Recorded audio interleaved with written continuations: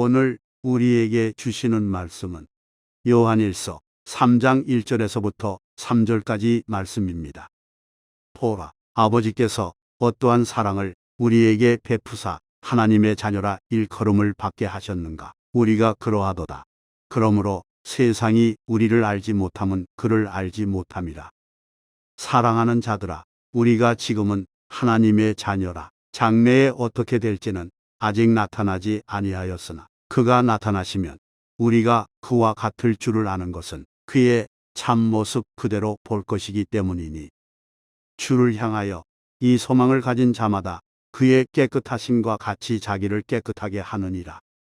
오늘 이 시간은 하나님의 자녀라는 제목을 갖고 하나님 말씀을 나누도록 하겠습니다. 저 여러분이 함께 요한일서의 말씀을 읽었는데, 요한일서는 우리가 잘 아는 사도 요한이 하나님의 주시는 은혜를 받아서 쓴 책으로서 반모섬으로 유배가기 전에 쓴 서신 중에 하나로 추정할 수 있습니다. 이 사도 요한은 여러분들도 아시는 바와 같이 예수님께서 특별히 사랑하시는 제자였음을 자신이 집필한 요한복음을 통해서 보여줬는데, 요한복음의 특징과 다른 세 개의 복음이 있죠. 공통의 관점으로 쓰여진 공간복음과의 차이가 좀 있어요. 다 합쳐서 사복음서라고 하지만 요한복음을 보게 되어지면 사도 요한이 바로 예수님이 누구신가에 대해서 굉장히 광범위하고 그리고 위험 있고 능력 있는 어체로 바로 그분은 하나님과 동등된 위격을 갖고 계시나 하나님과 동등됨을 취하지 아니하시고 이 땅에 오셔서 우리를 위해서 죽으신 성자 하나님이다 라는 것을 밝히고 있습니다.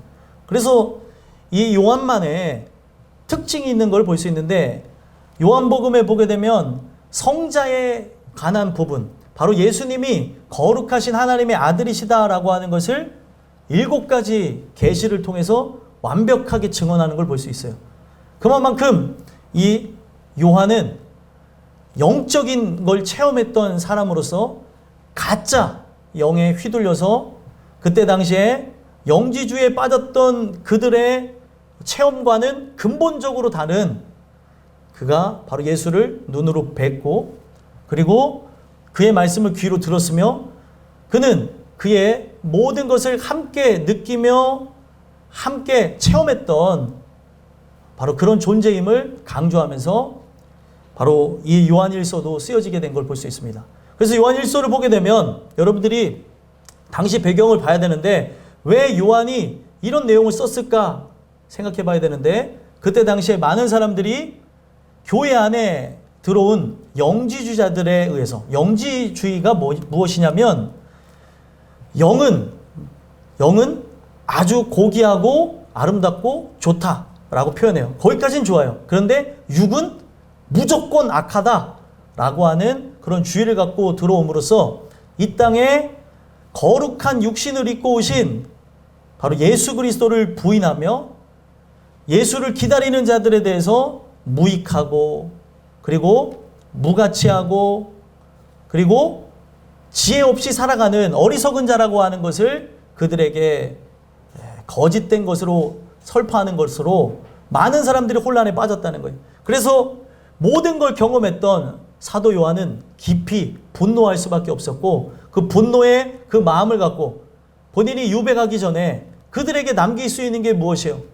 우리는 진정 그리스도라고 하는 분을 만남으로 우리는 새롭게 되어지는 것이다. 그래서 하나님을 뜨겁게 사랑하고 예수를 사랑함으로 이웃을 섬기며 살아가는 존재라는 것을 얘기하면서 예수 그리스도와 무관한 모든 존재들은 적그리스도다. 그 얘기를 하면서 진짜 교회 안에 들어와 있는 모든 사람들에게 당신들이 진짜 하나님의 자녀라고 한다면 하나님의 사랑의 결정체이신 예수 그리스도의 십자가의 그 사랑을, 십자가의 그 은혜를 경험했느냐? 경험하지 않았다면 그 영지주의자들과 같이 가짜다라는 걸 얘기하는 거예요. 그래서 이 영지주의가 갖고 있었던 영향력이 얼마나 크냐면 그때 당시에 많은 사람들에게 혼란을 줬고 지금도 변칙적으로 이 교회 안에 침투해서 많은 사람들이 영적인 것을 강조하되 실제로는 육체를 따라 살아가는 아주 이상한 유형의 사람들을 보여주게 되어졌다는 거예요.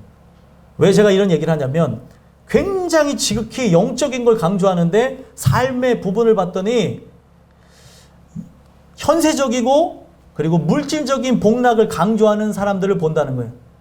그게 바로 기복주의라고 하는 거죠. 하나님의 복락을 받았는데 세상에서 받았다고 하는 그 복락과 일맥상통을 하고 있는 걸 봐요. 그게 바로 그들의 민낯인 거죠.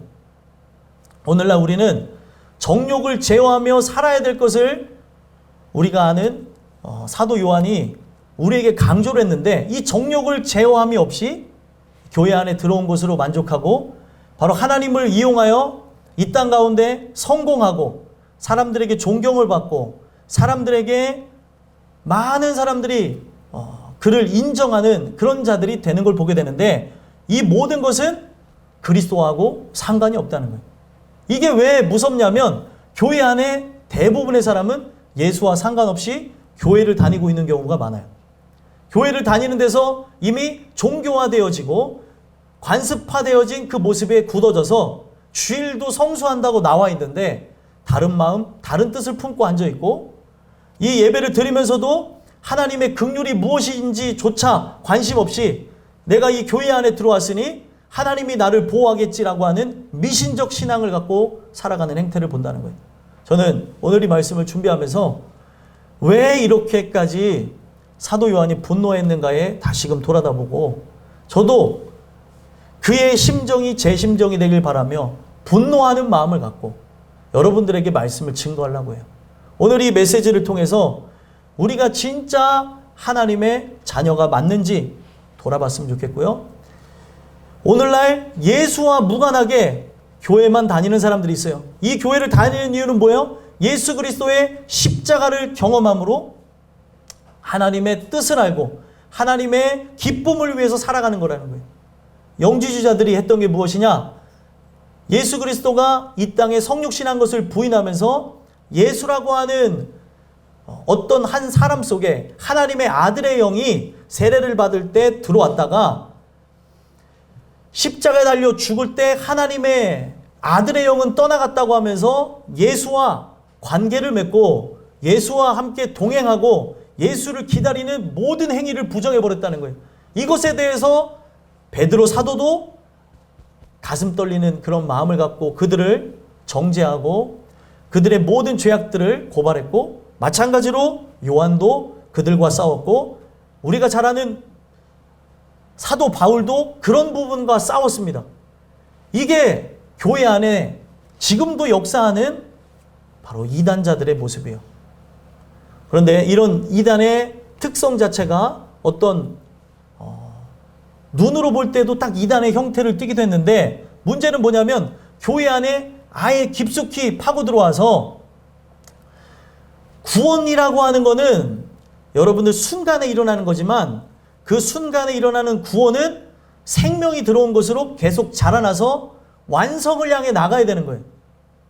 근데 그 완성을 향해 예수 그리스도를 만나 뵈옵는 그날이 바로 완성되어지는 날인데 그날을 향해 나가지 않고 그냥 예수를 믿었다고 하는 관념적 생각에 사로잡혀서 나는 은혜 받았다라고 하는 것을 사람들에게 가르치고 이거를 교리화하면서 구원의 확신에 대한 교리를 만드는 것으로 그냥 예수를 알지를 못해요. 실제적인 경험이 없어요. 근데 확신만 가져라, 확신만 가져라, 이 확신만 있으면 천국에 간다라고 하는 거짓된 면죄부를 사람들에게 주는 것으로 가짜 그리스도인들이 많아졌다는 거예요.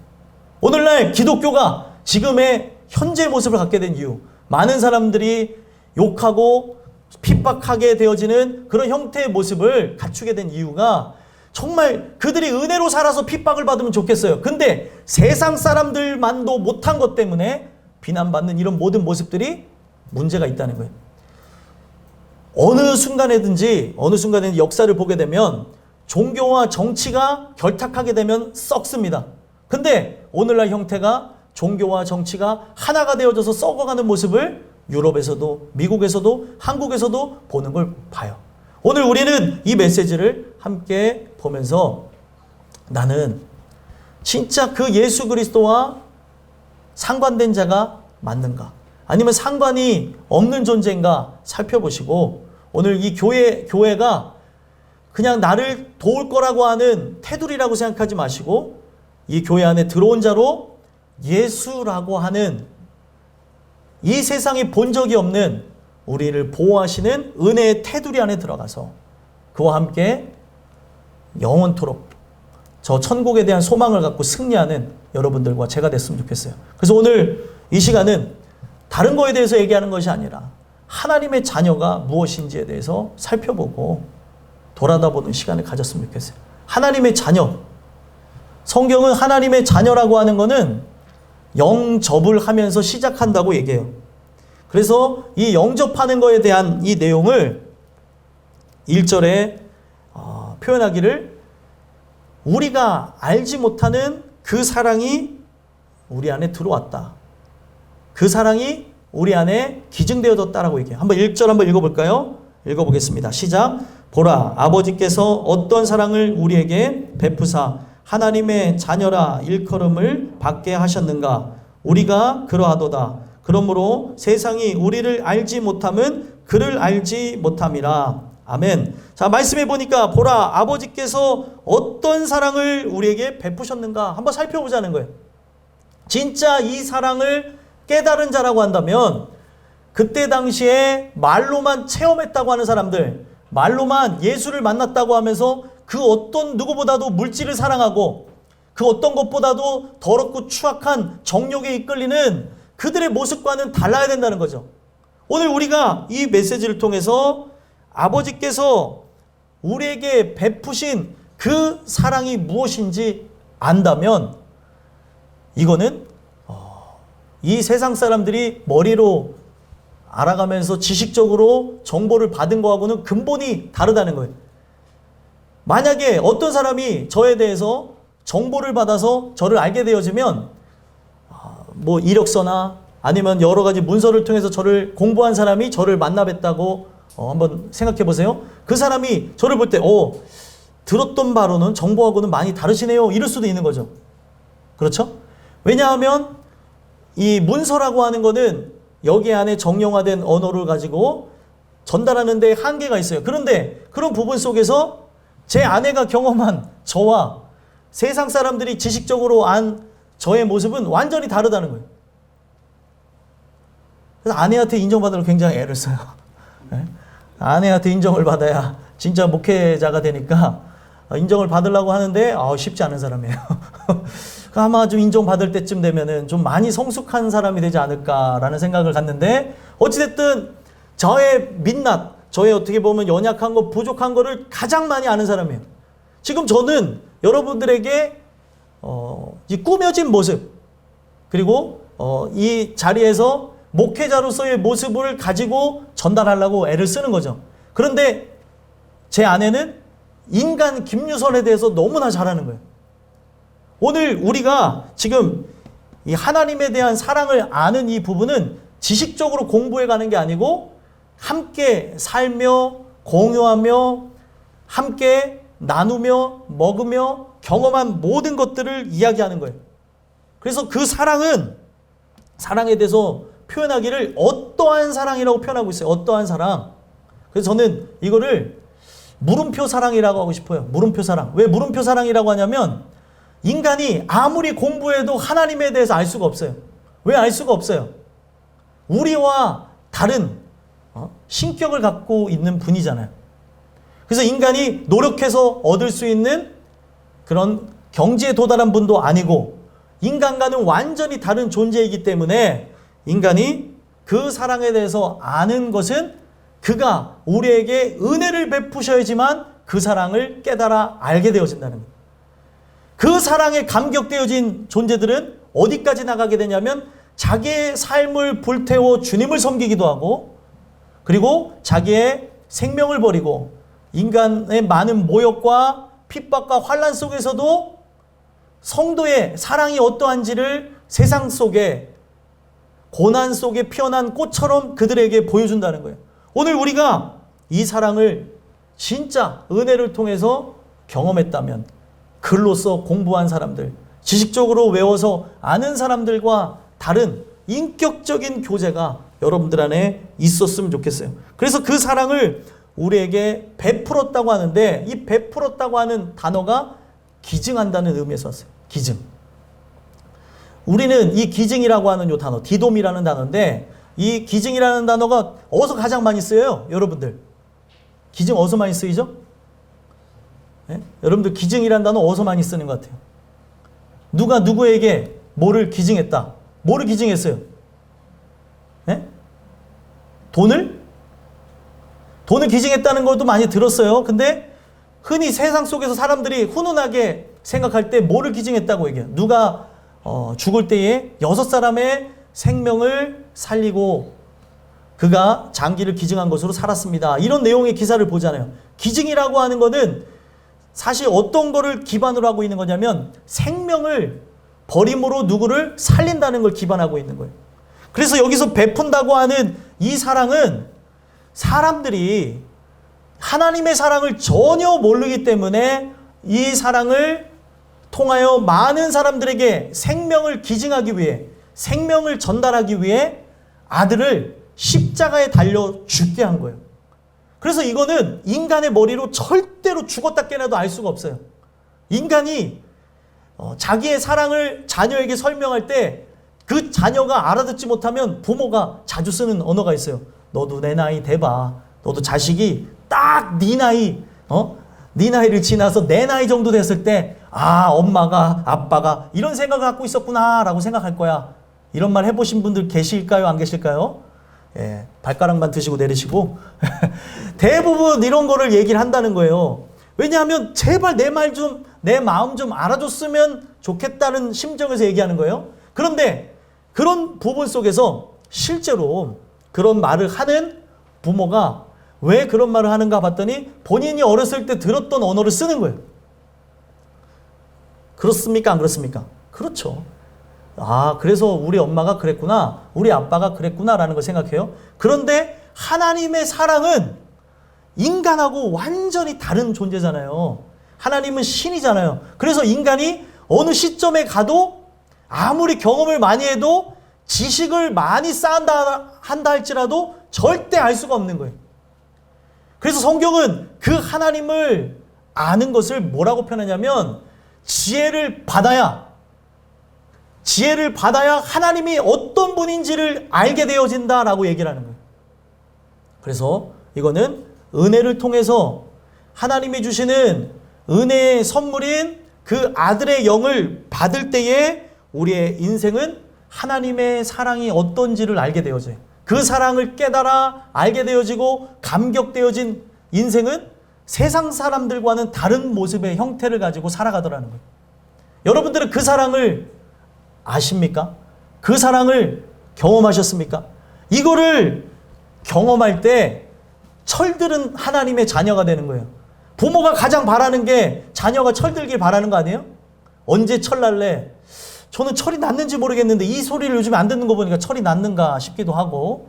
근데 좀 안심하고 싶을 때 가끔가다 얘기해요. 저희 아버지가 어이구 저놈의 자식은 자식을 안 낳아서 부모의 심정을 요만큼도 모른다고. 근데 제가 목사잖아요.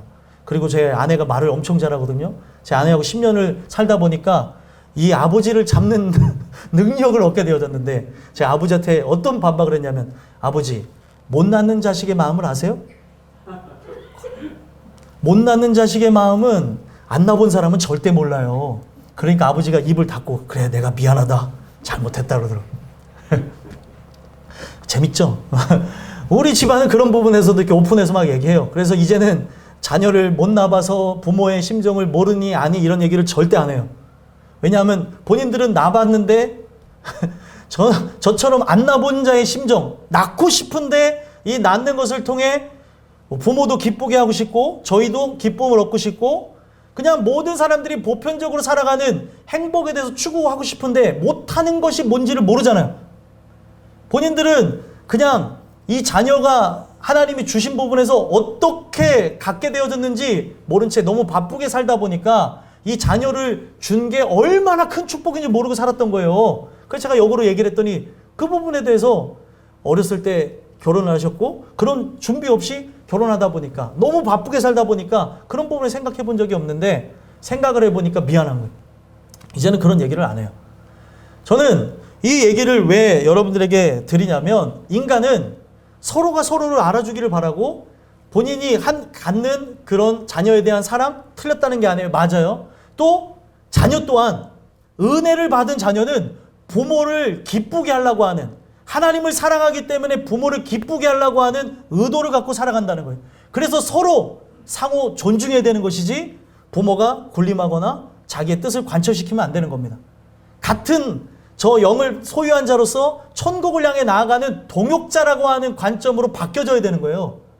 이런 관점이 없게 되어지면 이런 부분 속에서 서로 이해하는 측면에 문제가 생기는 거예요. 근데 기독교 사상에 의해서 오랜 기간 동안 역사가 유지되어졌던 서양 문화를 보게 되면 서로가 진짜 은혜를 받고 이제 20세가 넘어서 함께 하나님의 인격과 신격에 대해서 깨달은 자녀를 통해 부모가 갖는 마음이 뭐냐면 같은 된 동등된 위치에서 함께 고민하고 함께 대화하는 프렌드, 친구가 되더라는 거예요.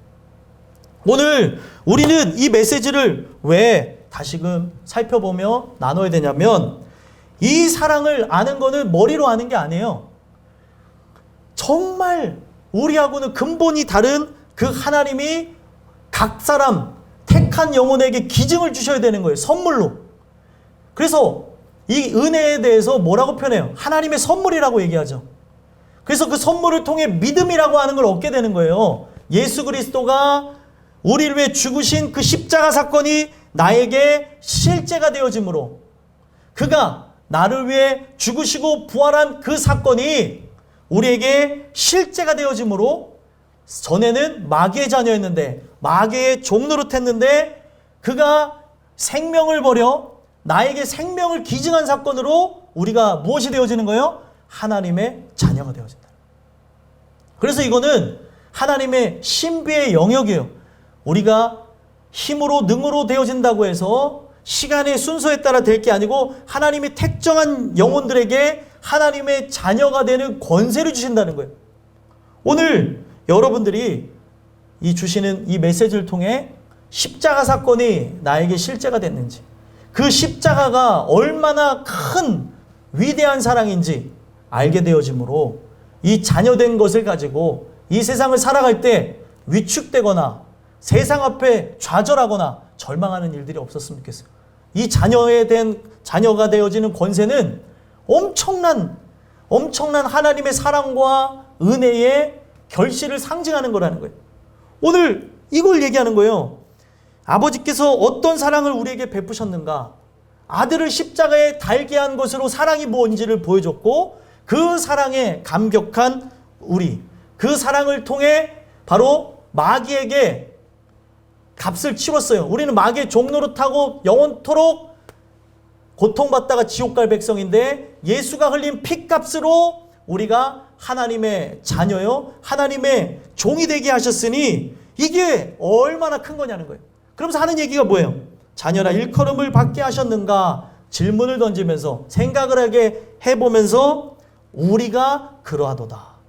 여러분들이 바로 그런 존재라는 거예요. 놀라운 사랑을 받은 존재. 자녀는, 이 하나님의 자녀는 아무나 되는 게 아니에요.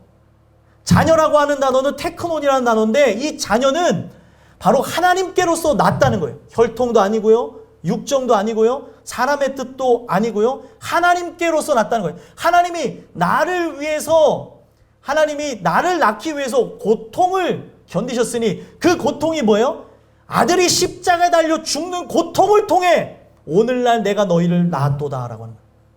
성경은 이 모든 내용이 연결되는 거예요. 우리가 자주 부르는 찬양 있잖아요. 너는 내 아들이라 오늘날 내가 너를 낳았도다. 너는 내 아들이라. 오해하지 마세요. 아들이라 라고 하는 이 내용을 통해 그 아들의 영을 받은 자들로 하여금 우리 모든 존재들을 바로 자녀 삼으신다는 거예요. 그래서 우리가 자녀가 되는 이유는 우리가 의지하고 모시는 예수의 영 때문에 하나님의 자녀가 되는 거예요. 그래서 오늘 우리가 하나님의 자녀가 될 수 있었던 것은 예수 그리스도께서 십자가에 죽으시는 엄청난 사건, 고통, 순환, 이 괴로움을 통해서 여러분들이 태어나게 된 존재라는 거예요. 그렇기 때문에 이 세상을 살아가며 돈이 없다고, 또 빽이 없다고, 명예, 권력, 권세가 없다고, 또 세상이 알만한 지식이 없다고, 세상이 나를 모른다고 한다고 서러워할 필요가 없어요. 자식들이 알아주는 거를 생각하지 말고, 또 오늘 부모로서, 또 자녀로서, 아, 왜 우리 부모는 왜 이렇지? 왜 우리 집은 가난하지? 비난하지 마세요. 오늘 이러한 과정이 있었기 때문에 예수를 알게 되어진 거예요. 여러분들의 삶에 많은 역경과 괴로움의 흔적이 있었기 때문에 예수를 알게 된 거예요. 제가 확실할 수 있는 것은 우리 교인들 중에 과거에 부자가 됐으면 예수 안 믿고 지옥 갈 사람들 많아요. 그래서 지금 여러분들이 이렇게 살게 된 거예요. 아, 그럼 이게 지금 이렇게 살아가는 게 감사하구나 라고 해야 되는 거지, 부부싸움거리가 되면 안 돼요. 그때 당신이 내 말만 들었으면, 이거는 예수 믿지 않는 사람들이 하는 얘기예요. 이런 얘기 이제 벗어나시기 바라요. 벗어나야 돼요.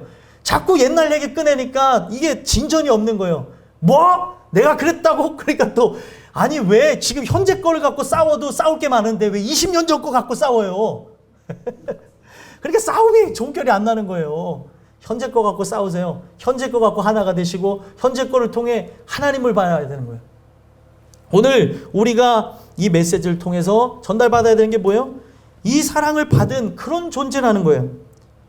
그러므로 우리가 기억해야 되는 것, 세상이 여러분들을 알아주지 않을 수도 있어요. 세상에서 여러분들 무명할 수도 있고, 세상에서 그리고 무능할 수도 있고, 또 세상에서 여러분들을 무의미하게 여길 수도 있고, 먼지 같은 존재일 수 있어요. 근데 은혜가 이게 얼마나 위대한 거냐면, 우주 속에 나는 어떤 존재예요? 먼지 같은 존재 아니에요? 그 먼지 같은 나를 하나님이 택하셨으니 그 어떤 말로 표현할 수 있겠냐는 거예요. 웬 말인가, 웬 은혜인가. 아니 어떻게 나 같은 더러운 죄인한테 아들의 생명을 나에게 기증해 줌으로 영원토록 살 수 있게 하셨냐는 거예요. 우리는 이렇게 놀라운 하나님의 자녀가 됐다는 거예요. 이 자녀는 그냥 머리로 안 것이 아니라 하나님을 실제로 경험한 존재라고 하는 걸 이야기를 하고 있다는 거예요. 그래서 여기서 뭐라고 표현합니까? 그러므로 세상이 우리를 알지 못함은 그를 알지 못함이라. 여러분들이 세상이 여러분들을 모를 수 있죠. 심지어 제가 이렇게 복음을 증거하는데, 제가 복음을 증거하는 거를 세상에 있는 많은 사람들은 당연히 관심도 없고요. 그리고 수많은 그리스도인들 중에 제가 아무리 영상을 올리고 1분 영상을 쪼개서 올리든 뭐를 올리든 관심이 없는 사람들은 어떻게도 관심이 없어요. 왜요? 무명하고 무능하고, 그리고 이 건물이 사람의 능력이라고 생각하는 사람들이 많이 있기 때문에 아무리 복음을 증거해도 여기에서 귀한 생명의 역사가 일어난다 할지라도 관심 없는 사람들이 많아요. 그래서 때로는 살아가면서 이렇게 엄청나고 위대한 걸 깨닫게 하셨는데, 이것이 많은 사람들이 알아야 됨에도 불구하고 왜 전달이 안 될까 하면서 마귀가 제 심성을 이렇게 건들고, 그리고 여러 생각을 부어 놓게 되면은 엄청난 은혜를 받은 게 감사한 건데, 세상 사람들이 나를 인정하지 않는다고, 교회가 나를 인정하지 않는다고 이 사랑을 받은 엄청난 은혜를 잊어버릴 때가 있어요. 그거를 잊지 말라는 거예요. 우리는 인격적으로 그를 만난 존재라는 거죠. 그때 당시에 영지주의자들은 예수를 알지 못해요. 예수를 알지 못하다 보니까 도덕적이고 그 윤리적인 측면에서도 자기의 정욕을 따라서 방종하며 마음대로 살았던 존재입니다. 오늘 여러분들이 이 교회 안에 예수와 무관한 자라고 한다면 그때 당시에 영지주의자들하고 동일한 사람의 모습과 같다는 거죠. 근데 우리가 아무리 사람들이 인정해주지 않는다 할지라도 예수를 인격적으로 만난 존재라고 한다면, 우리가 예수를 지식적으로 그리고 학식으로 접근해서 안 것이 아니기 때문에 우리는 그와 함께 영원한 것에 소망을 둘 수 있다는 거예요. 그래서 세상이 여러분들을 못 알아보는 것, 그리고 교회 안에 있는 많은 사람들이 여러분들을 인정하지 않고 나가는 이런 부분들, 여러분들이 신앙인으로 사는데도 관심도 없는 이유가 그들이 그리스도를 알지 못하기 때문에, 그리스도께 속하지 않았기 때문에 그리스도께 속한 우리를 알지 못한다는 거예요. 사도 요한의 이 고백들은 굉장히 깊이가 있어요. 그래서 세상이 알지 못하는 것을 뭐라고 표현합니까? 빛이 세상의 빛이 돼 어둠의 빛이 돼 어둠이 깨닫지 못하더라. 그들은 어둠 자체인 존재이기 때문에 빛이 비춰도 깨닫지를 못해요. 근데 우리는 겉으로 볼 때 어둠 자체인 것 같았으나 하나님이 택한 자녀였기 때문에 빛이 비춰지는 걸 통해서 내 마음 속에, 나의 심령 속에, 나의 영혼 속에 빛이 있으라고 하는 하나님의 창조의 역사가 나에게 들어오게 되므로 내가 죄인이고 내가 그리스도가 필요하고 그리스도와 함께 연합해야 되는 존재라는 걸 알게 하셨다는 거예요. 이걸 은혜라고 얘기하는 거예요. 말씀이 현현되어져서 이 땅에 오셔서 성육신 하시고 우리를 위해 죽으시고 부활하신 분. 그래서 지금은 말씀으로 우리와 함께 하지만 그 말씀으로 항상 배옵는 그를 훗날에 다시금 우리의 실물로 나의 모든 오감이 그를 실제로 보게 되는 날이 올 거라는 거예요. 그래서 여기서 안다라고 하는 이 단어는 그냥 지식적으로 아는 단어가 아니라 우리가 그를 경험한다, 그를 체험하다, 그와 관계하다라고 하는 단어에서 온 거예요. 그래서 히브리어 야다라는 단어에서 왔습니다.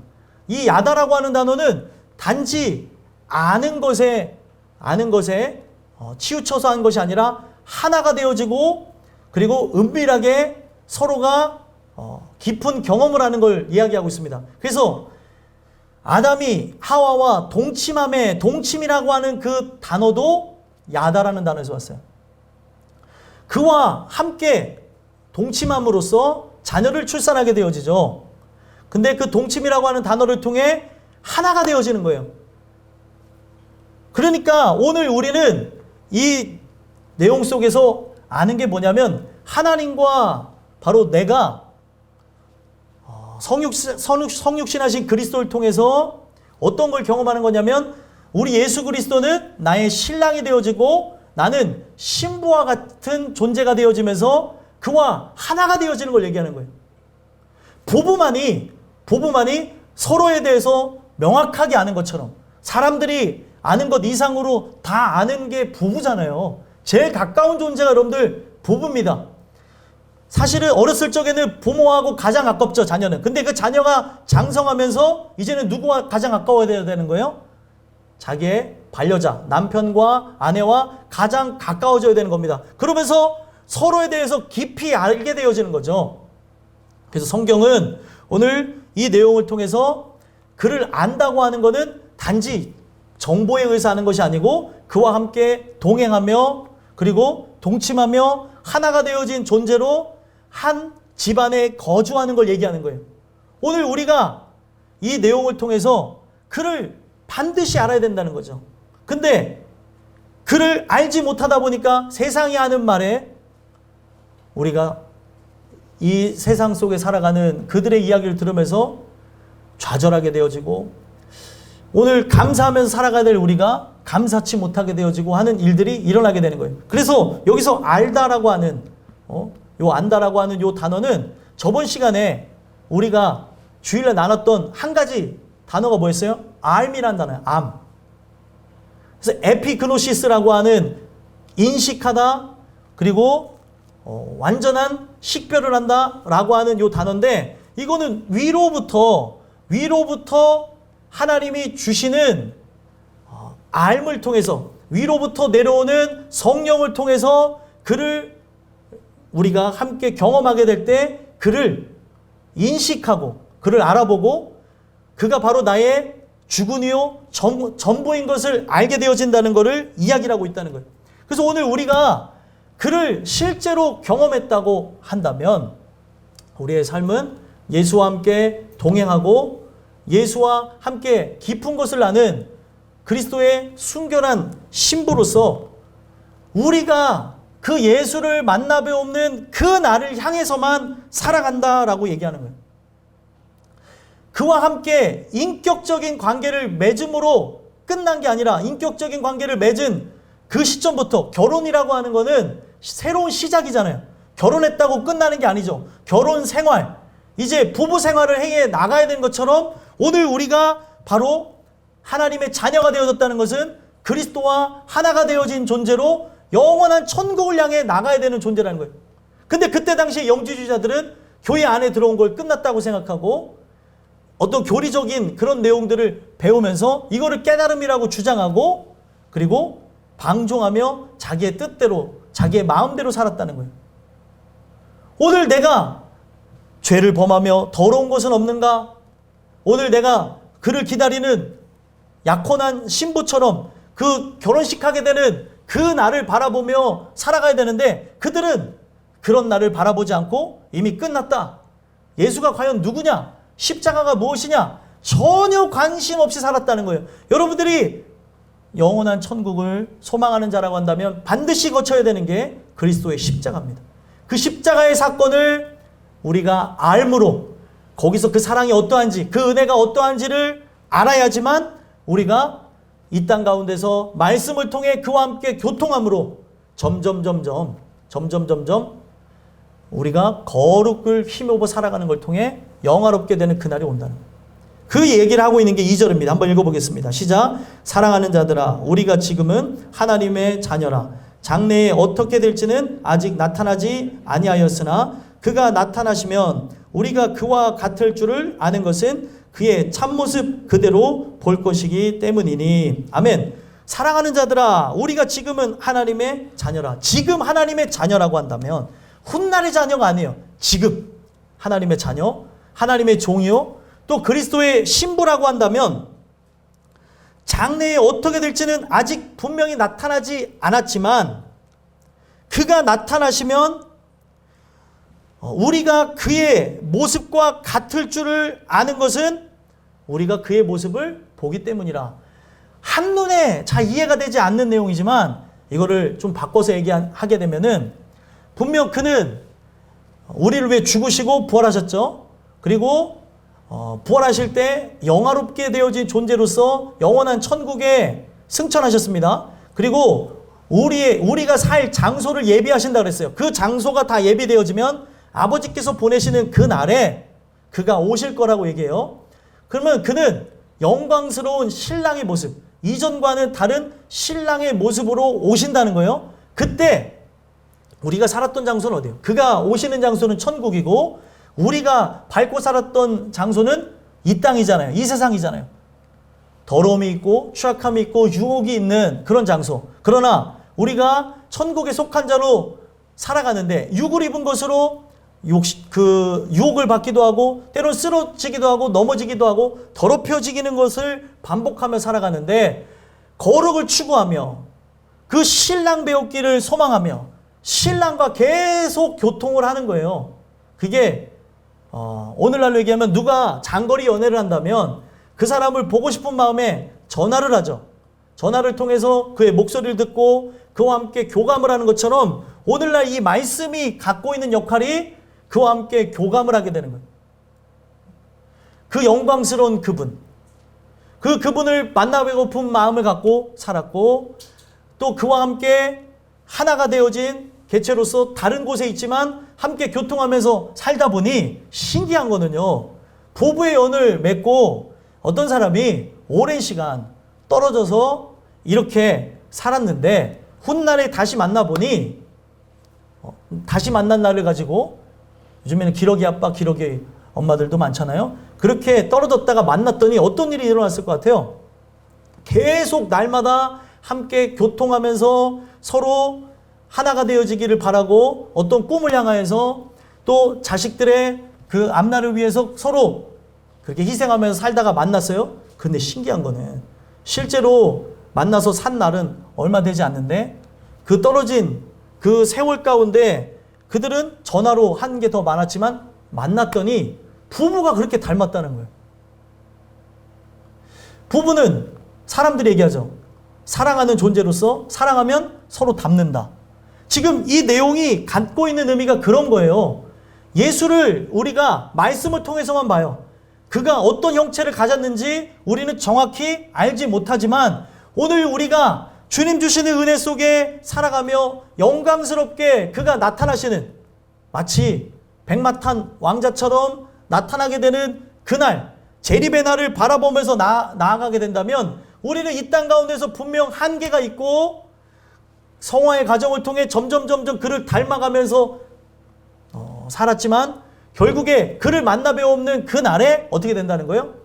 그냥 그 성화의 과정 속에 머물러 있는 것이 아니라 그와 함께 동일한 모습으로 하나가 되어진 존재로 그의 영광스러움이 나에게서 나타날 거라는 거예요. 왜 이것에 대해서 사도 요한이 증거했냐면, 그때 당시에 많은 사람들이, 오늘날 바꿔 말하면 교회 들어온 것으로 끝났다고 생각하는 사람들인 거예요. 교회 들어온 그 순간부터 예수를 만나기까지 율법의 과정을 이제 지나야 되고, 그 율법은 몽학 선생이라고 얘기해요. 가정교사와 같아요. 계속 은혜를 받기 위해 이 현장을 두들기고 나오다가 믿음이 와야, 그와 함께 하나가 되어져야 그때부터는 함께 이 땅 가운데서 천국을 바라보는 자로 살아가게 된다는 거예요. 그래서 저는 여기에 혜민이하고 상원이가 있는데, 혜민이를 통해서 상원이에게 전달했던 게 무엇이냐면, 정말 너가 그리스도인이 되기를 바란다면 이곳으로 와야 되고, 이곳에서 직업을 놓고 함께 기도하고, 이 직업을 여기로 오라고 한 이유는 딱 하나예요. 말씀을 들어야 사람이 변하기 때문에 새로워진 존재가 되기를 네가 바란다면 그렇게 하라 그랬더니, 직업도 던지고, 이 사랑이 얼마나 대단한지 직업도 던지고 새로운 직업 적응해 나가면서 지금 그리스도인이 되겠다고 이 자리에 와 있는 거예요. 그러니 혜민이는 얼마나 부담스럽겠어요. 농담이에요. 그러니 얼마나 얼마나 좋겠어요. 그죠? 뭐 땀이 나네 갑자기. 얼마나 좋아요. 제가 이런 얘기를 하는 이유는, 결국에는 이 내용을 통해서 하나님을 믿는 사람이 되기를 바라는 마음속에 이것을 같이 나누고 해가지고 서로가 같은 곳을 바라보면서 나가게끔 되어졌다는 거예요. 그래서 아예 하나님에 대해서 모르는 가정 속에서 자라났는데, 사실은 뭐 집안은 불교 집안하고 더 가깝긴 한데, 이제 부활절에 세례를 받는다고 준비를 하고 있는 거예요. 세례를 받는다고 드라마틱한 효과가 일어나진 않아요. 이제 시작인 거예요. 사람들 앞에서 이제 그리스도인을 살고 싶습니다라고 하는 것을 공표하는 건데, 그러면 이제 더 부담스럽겠죠. 이제 둘은 이제 은혜로 살아야 되는 거예요. 이제는 물를 수도 없어. 어떻게 해야 될지 모르겠어요, 저도. 그러니까 이 내용 속에서 오늘 하나님의 긍휼을 구하면서 나아갈 때 우리 모든 사람들이 영원한 천국을 바라다 보면서 나가게 되게 되어진다는 거죠. 그래서 여기에 보게 되면 우리가 그와 함께 은혜를 통해서 연합하게 되어진 존재, 자녀가 되어졌다고 한다면 나를 데리러 오는 신랑을 기다리며 살아간다는 거예요. 그래서 신랑을 기다릴 때,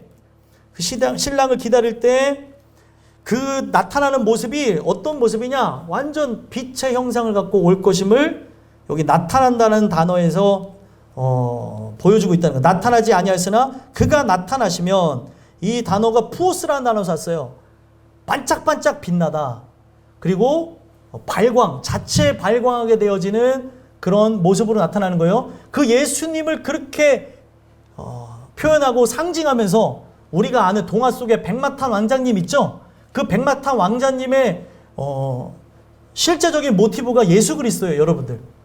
이 서양 문화에 대해서 알게 되어지면, 이런 모든 동화의 내용 속에도 바로 기독교 사상이 들어가 있구나라는 걸 알 수 있죠. 그가 바로 반짝반짝 빛나는 모습으로 나타나게 될 것인데, 우리는 성경 속에 보니까 술람미 여인이 얼굴도 검게 그을리고, 그리고 그는 세상이 볼 때 아름다운 모습이 아니었어요. 근데 누구 눈에 아름답게 보였어요? 솔로몬 눈에 아름답게 보여진 것처럼 우리가 그를 마주하게 될 것이고, 그를 마주할 때 그가 빛나는 광채로 오신 것처럼 우리 또한 빛나게 되는 존재로 바뀌어지게 될 것이다 라고 얘기하는 거예요. 그러면 우리가 그 나라를 들어가기를 소망하며 나를 데리러 오시는 신랑을 기다리는 그런 아름다운 존재라면 바로 우리가 가져야 될 게 뭐예요? 그가 오시는 그 날에 대해서 소망을 갖는다라고 얘기하는 거예요. 그게 바로 3절 말씀입니다.